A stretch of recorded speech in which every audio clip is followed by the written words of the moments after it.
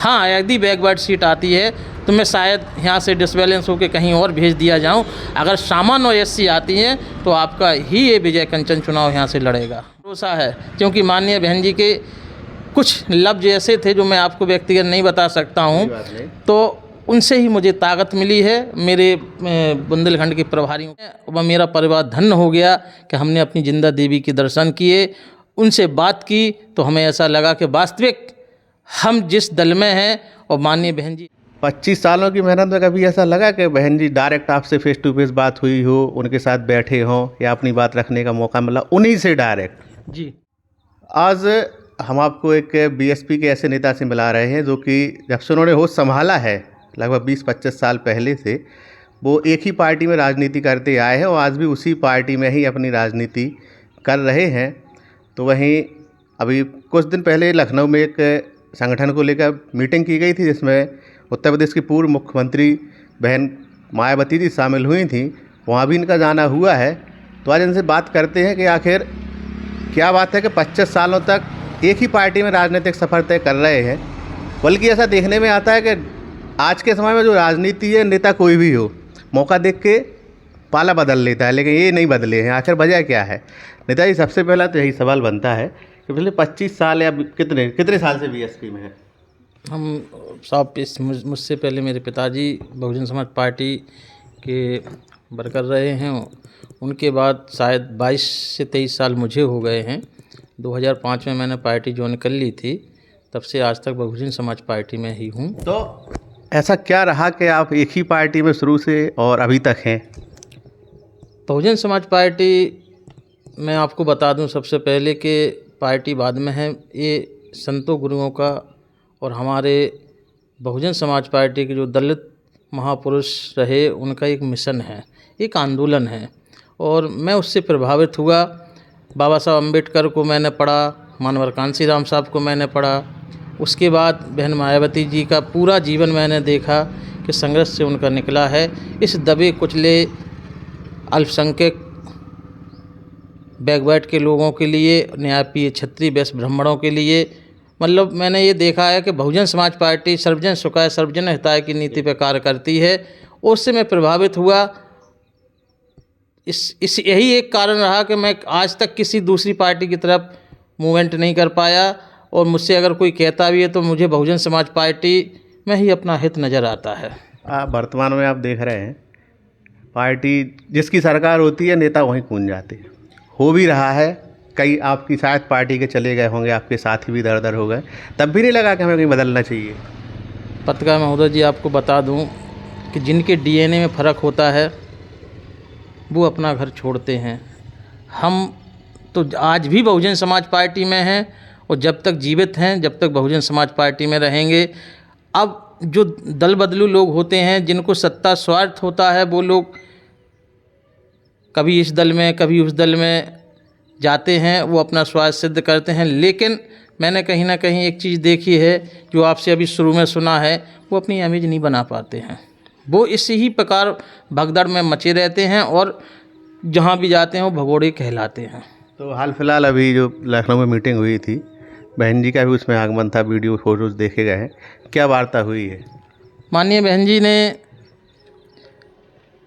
विधानसभा अध्यक्ष, प्रभारी, जिलाध्यक्ष और मंडल के प्रभारी, बुंदेलखंड के प्रभारी, प्रदेश अध्यक्ष, जितने भी हमारे टीम के महत्वपूर्ण पद हैं बहुजन समाज पार्टी के, सभी को उन्होंने बुलाया था और उनको दिशा निर्देशित किया है। जैसे विधानसभा अध्यक्ष से कहा गया कि आप जाके बूथ और सेक्टर नए सिरे से गठन करेंगे। जिलाध्यक्ष को निर्देश दिया गया है कि अगर विधानसभा अध्यक्ष कार्य नहीं करता है, उसकी कमेटी काम नहीं करती, तो आप उसे बदलने की फुल पावर में हैं, क्योंकि हमें 2027 में अपनी सरकार बनानी है। इसी प्रकार से मंडल के, बुंदेलखंड के जितने प्रभारी हैं, सबको ये दिशा निर्देशित किया गया है कि अगर जिलाध्यक्ष कार्य नहीं करते हैं तो मेरे संज्ञान में लाके आप उनको बदलिए और ऐसे लोग लाइए जो मिशन को आगे ले जाने का काम करें। अच्छा, वर्तमान में कुछ मुद्दे ऐसे आए जिन पर किसी पार्टी ने बात नहीं की। यूजीसी हुआ है, कभी ब्राह्मण घूसखोर पंडित के नाम से वो फिल्म भी आई थी। सिर्फ मायावती जी बोल रही हैं हर विषय पर खुलकर। तो क्या लगता है कहीं ना कहीं 27 में सभी को साथ लेने की राजनीति है क्या? मैं आपको बता दूं, हमारी जो नेता हैं वो सर्व समाज की बात करती हैं, चाहे यूजीसी हो और चाहे वो घूसखोर ब्राह्मण जो उन्होंने फिल्म बनाई तो उसके निर्माता को माननीय बहन जी ने अपने ट्वीट के द्वारा उनको आश्वस्त किया कि अगर आप इस प्रकार से किसी एक जाति विशेष के लिए बात करेंगे तो ये अच्छी बात नहीं है, ये देश को बांटने की बात आप कर रहे हैं। कहीं ना कहीं 27 के लिए स्पष्ट संदेश, सर्वजन सुखाय सर्वजन हिताय। बहन जी ने 9 अक्टूबर को, मैं आपको बता दूं, 9 अक्टूबर को जो एक विशाल रैली बहन मायावती जी ने की थी, उसमें ही उन्होंने कहा था कि 27 में हमें 5 बार मुख्यमंत्री आप लोग बना के देंगे। तो हम लोगों ने भी अपनी तरफ से कहा था बहन जी हम लोग तैयार हैं। तो बहन जी ने कहा था कि आने वाले निकट समय में मैं स्वयं अब मैदान में होंगी और खूंटी गाड़ के चुनाव किया जाएगा। तो हम सभी वर्कर उनके साथ एड़ी चोटी से अपना तन मन धन से बहन जी के साथ हैं और 2027 में सर्वजन सुखाय सर्वजन हिताय की नीति को लेके, न्यायप्रिय क्षत्रिय वैश्य ब्राह्मणों को लेके, दलित पिछड़ा वर्ग को लेके, अल्पसंख्यक को लेके हम फिर से 2027 में अपनी सरकार बनाने जा रहे हैं और इस प्रदेश को उत्तम प्रदेश बनाने का काम करेंगे। जैसे कि पिछले कार्य आपने बहन जी के देखे होंगे कि अगर बहन जी जब मुख्यमंत्री रहती हैं तो गुंडे प्रदेश छोड़ के भाग जाते हैं, हमारी बहू बेटियों की इज्जत, हमारी माता बहनों की इज्जत और प्रदेश खुशहाल दिखाई देता है। अच्छा, 25 साल से पार्टी से जुड़े हैं, तो एक प्रश्न ऐसा है शायद व्यक्तिगत हो सकता है आपके लिए कि इन 25 सालों में क्या कभी, लखनऊ तो सैकड़ों बार जाना हुआ होगा, 25 सालों की मेहनत में कभी ऐसा लगा कि बहन जी डायरेक्ट आपसे फेस टू फेस बात हुई हो, उनके साथ बैठे हों या अपनी बात रखने का मौका मिला उन्हीं से डायरेक्ट? जी, अभी 10 सितंबर 2025 को माननीय बहन जी से मिलने का अवसर प्रदान हुआ और मैं व मेरा परिवार धन्य हो गया कि हमने अपनी जिंदा देवी के दर्शन किए, उनसे बात की तो हमें ऐसा लगा कि वास्तविक हम जिस दल में हैं और माननीय बहन जी हमारी जिंदा देवी हैं और मेरा पूरा जीवन धन्य हो गया। 25 साल के कैरियर में जो मुझे चाहिए था वो मिल गया। मैं विधायक बनूं, मैं जिला पंचायत बनूं, मैं चेयरमैन बनूं ना बनूं, बस मेरी यहीं तक एक इच्छा थी कि माननीय बहन जी के एक बार दर्शन कर लूं, उनको देख लूं। वो मुझे सौभाग्य 10 सितंबर को प्राप्त हुआ। मैं इसके लिए अपने बुंदेलखंड के प्रभारियों का दिल से शुक्रिया अदा करता हूं कि जिन्होंने माननीय बहन जी के चरणों में मुझे भेजने का मौका दिया। मतलब ऐसा लगता है कभी कभी बहुत से नेता है जो जीवन निकाल देते हैं लेकिन मिल नहीं पाते। आप मिल चुके हैं, वाह, आपकी खुशी स्पष्ट दिखाई दे रही है चेहरे पे। इतने खुश हो गए आप व्यक्ति विशेष से मिलके? पत्रकार महोदय जी, वो व्यक्ति विशेष नहीं है, वो पूरे विश्व की दलित की सबसे बड़ी नेता हैं और मेरे जैसे पता नहीं कितने सैकड़ों लोग, हजारों लोग मर गए हैं जो उनकी धूल पाने के लिए आतुल रहते हैं। मैं धन्य हूँ कि मैं अपने इस जीवन में माननीय बहन जी के दर्शन अपने सामने किया। उन्होंने मुझसे बात की, मुझसे पूछा कि भाई तेरा व्यापार क्या है, तुम करता क्या है, कितने दिन से पार्टी से जुड़ा। तो पत्रकार महोदय, यही मेरी दिल की तमन्ना थी और मैं इससे प्रसन्न हूँ और मेरा पूरा परिवार बहन जी का ऋणी है कि उनकी सरकार 4 बार इस प्रदेश में बनी। उसकी बदौलत ही आज जो आप मेरे पास देख रहे हैं माननीय बहन जी की ही देन है। अच्छा, एक आखिरी सवाल, मिशन 2027 के साथ साथ जिला पंचायत देवरी सिंहपुरा से आप प्रत्याशी का दावा कर रहे हैं, वो स्पष्ट लिखा हुआ है बहुजन समाज पार्टी। अभी किसी पार्टी ने प्रत्याशी घोषित नहीं किए हैं, तो क्या दावेदारी स्पष्ट मानी जाए, कहीं कोई 19-20 है?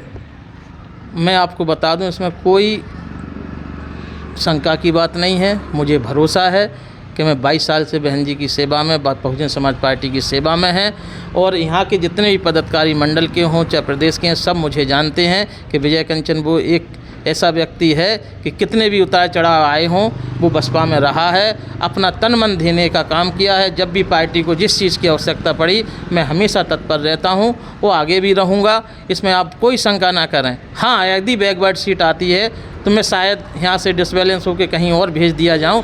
अगर सामान्य और एससी आती हैं तो आपका ही ये विजय कंचन चुनाव यहाँ से लड़ेगा। आपकी सीट पर ही आप लड़ेंगे, ये तो पक्का है, लेकिन निश्चित है कि अब कहीं कोई चेंज नहीं होगा? कोई चेंज इसमें नहीं होगा, कोई, क्योंकि अभी किसी ने घोषणा नहीं की है और आप डायरेक्ट जब मिल चुके हैं बहन जी से तो हमें लगता है कि आपका लिखना भी जायज़ है। मुझे भरोसा है क्योंकि माननीय बहन जी के कुछ लफ्ज ऐसे थे जो मैं आपको व्यक्तिगत नहीं बता सकता हूँ, तो उनसे ही मुझे ताकत मिली है। मेरे बुंदेलखंड के प्रभारियों को इस पता है, उनको पता है कि विजय कंचन एक ऐसा देवरी सिंहपुरा का प्रत्याशी है जो खुलेआम प्रत्याशी अपने आप को लिख रहा। उन्होंने आज तक विरोध नहीं किया। मेरी सारी गाड़ियां बहन जी के जन्मदिन में गई हैं और क्षेत्र में मैं भी घूम रहा हूं। मुझे इससे आश्वस्त हूं, मुझे ऊपर से भरोसा है कि मैं चुनाव लड़ूंगा और ताकत से लड़ूंगा। और माननीय बहन जी, चुनाव जीतने के बाद माननीय बहन जी के दर्शन के लिए फिर दोबारा जाऊंगा। तो ये थे हमारे साथ कोरी विजय कंचन, जो कि एक वरिष्ठ बसपा नेता हैं, और उन्होंने स्पष्ट बताया है कि इतने सालों से जब पार्टी में, तो मायावती जी ने, बहन जी ने इन्हें खुद बुला के इनसे बात की है और पूरी तरह हर संभव आश्वासन दिया। और अभी वर्तमान में जो कुछ इशू चल रहे थे भारत देश में, उन पर भी मायावती जी ही एक ऐसी नेता है जिन्होंने स्पष्ट रूप से बताया है, अपने विचार रखे हैं कि क्या करना है, क्या नहीं करना है, क्या सही है, क्या गलत है। यानी कहीं ना कहीं जो बताया गया है कंचन की तरफ से, सर्वजन सुखाय और सर्वजन हिताय, इसी को लेकर मायावती जी एक बार फिर अपनी बात प्रदेश के लोगों के सामने रख रही हैं।